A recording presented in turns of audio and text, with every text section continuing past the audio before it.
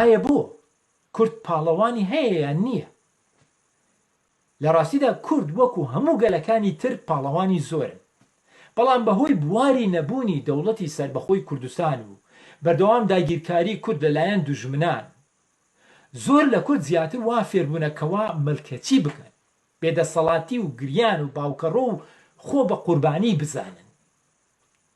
جا کاتێک ئەم ملکەچی و خۆ بە قوربانی زانە و دەستپانکردنەوەیە دەبێتە کوڵتوری سەرەکی کۆمەڵگا، چی لەلایەن دەسەڵاتدارانەوە تاکو خەڵکی سادە، ئەمە دەبێتە هۆی دروستبوونی نەخۆشی پاڵەوان کوژی، دەبێتە هۆی ئەوەی کۆمەلگای کورد خۆی ماوە نەدات بە دروستبوونی پاڵەوانی سەرنجڕاکێشەر. واتە لە کاتێکدا لە زۆربەی وڵاتانی جیهانی پێشکەوتوو هەموو هەوڵیان بۆ بەرزکردنەوەی پاڵەوانەکانیانە، بە ڕۆمان، بە میدیا، بە تەلەڤیزیۆن، بە رادیۆ، بە فیلم، بە سۆشال میدیا، لەناو کووردا زۆربەی جار هەموو هەوڵیان بۆ ڕوخاندن کەسێکە کەوا ئەگەر هەندێک هەستی پاڵەوانی بەخۆیەوە ببینێت. هۆیەکانی ڕێگریکردن لە پاڵەوان لە ناو کورد، هۆی سەرەکی ئەم نەخۆشیە دەگەڕێتەوە بۆ نەفامی، واتە زۆربەی ئەو کەسانە کە ئەم کارە دەکەن نازان کەوا ئەگەر یەکێک لە ئێمە ببێتە پاڵەوان سوودمەندی بۆ گشتی کۆمەلگایە و ڕەنگە ڕاستەوە خۆ سوودی داراییشی بگەێنێت بە چەندان کەسانی دەوروپشتی. با بڵێن ئەگەر ئەلفۆنسۆ کوارۆن پاڵەوانی دەرهێنەری مەکسیکی، یان تۆم هاردی ئەکتەری بەریتانی، یان ئەنجێلینا جولی هاری پۆتەر کورد بوونایە، بێگومان بەهۆی ئەوانەوە ناوی کوردستان زۆر بەرز دەبووەوە. کورد لە جیهان زیاتر ڕێزی دەگیرا، بازاری ڕۆمان و فیلمکاری و سینەمایی کورد بە شانۆگەری و تەلەڤیزیۆن و میدیاکانی ترشەوە پەرەیان دەسەند و دوورژ نییە چەندان فیلمی بوجە بەرز لە کوردستان بە بەرهەم بەهاتایە کە ئەمەش دەبووە هۆی هاوردنی داراییەکی زۆر بۆ خەرجکردن و بژاندنەوە لە کۆمەلگای کوردستان. بەڵام تاکو ئیمڕۆ زۆربەی کورد دژی کەسانی کوردن کە ناودار دەبن، چونکە یەکسەر حەسوودی ببورنە وشەیە عەرەبیە بەکاری دێنم، چونکە نازان بە کوردی چی پێڵێن، ڕەنگە چاوپیسی بێت. با بڵێن چاوپیسی ئەوەی پێدەبن کە ئەو کەسە دەبێتە خاوەن پایە و پارە. ئاساییە بۆ کەسێکی بیانی ببێتە خاوەن پایە و پارە، ئاساییە بۆ کەسێکی وەکو پیتە جاکسن فیلمی کینگ کۆنگ دەرهێنان بکە و 20 ملیۆن دۆلار وەربگرێت بۆ ئەو کارە، بەڵام ئاسایی نییە بۆ کوردێک دەبێتە خاوەن پایە و پارە، وەکو ئەوەی خراپ بێ ببیتە خاوەن پایە و پارە، دواییش کە هەژاری بە خۆمانەوە بینین بەردەوام گلەییەکەی. نازانن کە بەهۆی ئەو کەسەوە ئەوانیش دەبن بەهۆی خاوەن پایە و پارە. ئەگەر دوو مێسی و دوو ڕیناڵدۆ لە کوردستان پەروەردە بن و بگنە یانەکانی بەرسەلۆنە و ڕیال مەدرید، ئەمە سەرکەوتنی گەلێ زۆر گرنگترە لە شەڕ بەچەک بۆ ماوەی دەیان ساڵ بۆ بەرزکردنەوەی بواری ئابووری کوردستان. جگە لە چاوپیسیەتی هەندێک کەس کە ڕێگری دەکەن لە دروستبوونی پاڵەوان لە ناو کورد، خاڵی سەرەکی نەبوونی پاڵەوان یاخود دەگمەنی پاڵەوان بەهۆی نەبوونی ئازادی تاکە کەسیە. لە ناو کووردا ئازادی تاکە کەسی زۆر دەگمەنە، واتە کۆمەلگای کورد کەڵتوری کۆمەلگای مێگەلمەڕیە، واتە هەموو دەبێت وەکو یەک هەڵسوکەوت بکەین، وەکو یەک جلوبەرگ بکەین، وەکو یەک بژین.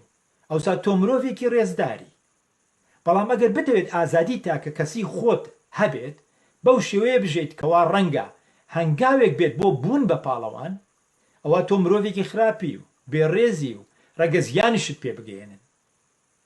هەر وەکو ئەوەی لە مێگەلمەڕەکە جیابیتەوە یەکسەر سەگت تێبەر بدەن و بتگەڕێننەوە ناو مێگەلمەڕەکە. بەم شێوەیە کۆمەلگا چۆن نەچێتە پێشەوە. ئەم کولتوری نەخۆشیە زۆر زیان بەخشە.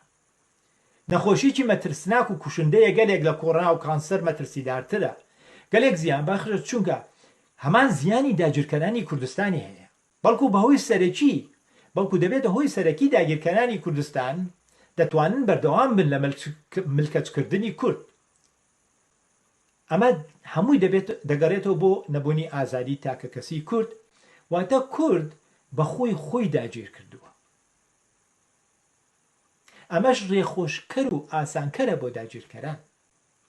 نەبوونی ئەم ئازادی تاکە کەسیە بۆتە هۆی ئەوەی کەوا نە هونەرمان بەڕاستی هونەرە، نە موزیکمان موزیکە، نە وەرزشمان وەرزشە، نە نووسەرمان نووسەرە، و نە هیچ کەسمان هەوڵ و تەکانی بوون بە پاڵەوان دەدات بە ئاستێکی جیهانی. ئەمە ئەم کە هێز و وزە سەرەکیە بوونی پاڵەوان بە ئاستێکی جیهانی، هێز و وزەی سەرەکیە بۆ پێشخستن کۆمەلگا و شارستانیەت، بۆ پەیدابوونی ئازادی و دیموکراسی و دروستکردنی بازار. ئەم تاکە کەسیە ڕەجی شارستانیەتە، ئەم ئازادی تاکە کەسیە. واتە بە خۆمان بە ڕێگریکردن لە ئازادی تاکە کەسی ژیانی خۆمان کاول کردووە. هەر بۆیەشە نەبوونی پاڵەوان وای کردووە کە زۆربەی فیلمە کوردیەکان یان سەقەتن یان ڕوویان کردووە لە شیوەن و گریان و ئەنفال و کیمیاوی و شەل و چۆر و سوالکەر و بێدەسەڵات و ئەمانەش دەبن بەهۆی بێزارکەری بینەر و بینەری ناوخۆ لەیان بێزار دەبێ و بینێری دەرەوەش هەر بایەخیان پێ نادات. بۆیە پێشکەوتن بەخۆ نابینین، بۆیە فیلمەکانمان ناگەنە سەر ئاستی بازاری جیهانی. مەبەستمان لێرە ئەوە نییە کەوا لەناو کووردا پاڵەوان نییە، بەڵام مەبەستمان ئەوەیە هۆی ئەو نەبوونی ئازادی تاکە کەسیە ڕێگرە لە دروستبوونی پاڵەوانی ئازجیهانی. ئەوسا فلیمکاری کورد چیەکە؟ نووسەری کورد چی دەکات؟ بۆی ئەو کە لەبەرە ئەو بۆشاییە پڕەوەکە پەنا دەباتە بەر بەسەرهاتەکە خۆی. نەبوونی پاڵەوان وا دەکات فلیمکاری کورد ناچار پەنا بباتە بەر بەسەرهات وەکو ئەنفال، کیمیاوی، هەڵەبجە و ئێستاش داعیش و یازیدی. واتە فلیمکاری کورد دووجار تووشی هەڵە دەبێت، نەک هەر کۆمەلگاکەی دروست ناکات و نابێت هۆی پەیدابوونی پاڵەوان، بەڵکو بواری فلیمکاریش سەرلێشێواو دەکات، چونکە لەوە نەگەیشتووەکەوە فیلم پاڵەوانە و پاڵەوان فیلمە و پاڵەوان بەسەرهات دروست دەکات نەک بە پێچەوانەوە. لێرەدا مەبەستمان لەوە نییە کەوا بەسەرهاتە گرنگەکان وەکو ئەنفال، کیمیاوی شایەنیان نەبێت بکرێن بە فیلم بە پێچەوانەوە، دەبێت دەیان ڕۆمانیان لەسەر بنووسرێتەوە، دەیان فیلمیان لەسەر دروست بکرێت.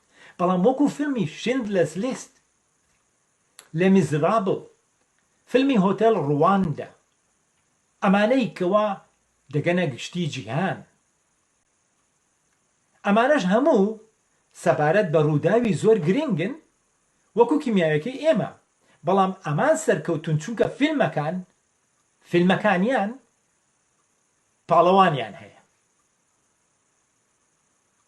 و لە ڕوانگەی پاڵەوانەکانەوە، لە ڕوانگەی ئەستێر ئەکتەرەکانەوە بەسەرهاتەکان دێنە ژیان و بەشێک لە چیرۆک دێتە ژیان.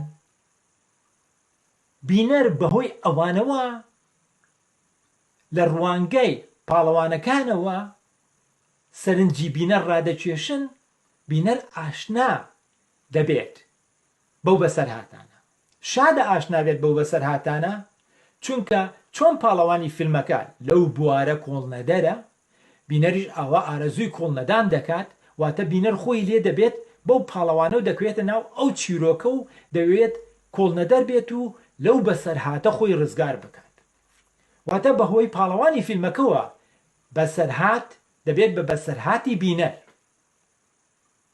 ئەوەی لە ئینگلیزی پێی دەوترێت empathize، واتە بینەر هەست و هۆش و خۆشەویستی خۆی تێکەڵ بە پاڵەوان دەکات و چالاکانە بەشداری ژیان و سایکۆلۆژی کارەکتەری سەرەکی دەکات بۆ ئەوەی سەرکەوتن بەدەست بێنێت لە بەسەرهاتەکان، یاخود هەریج نەبێت کۆڵ نەدات، نەک خۆی بکا بە قوربانی و بڵێ ئەم بەسەرهاتەمان بەسەرهاتووە، ئەوە خەڵکی بایەخی بۆ نابێت.